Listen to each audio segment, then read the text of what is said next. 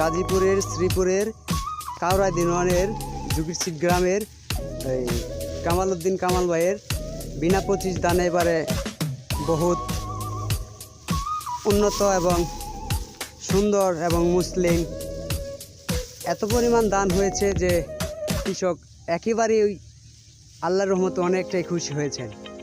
আর এই বীজ নতুন গবেষণা করে বানিয়েছেন, অধিক ফলন হয়েছে। গতবারের চাইতেও এবারে ফলন অনেকটাই বৃদ্ধি করেছে ইনশাল্লাহ। এই কৃষক ভাইয়ের মনতে কিছু কথা বলতে চাই যে এই বীজটা কোত্থেকে সংগ্রহ করছিল।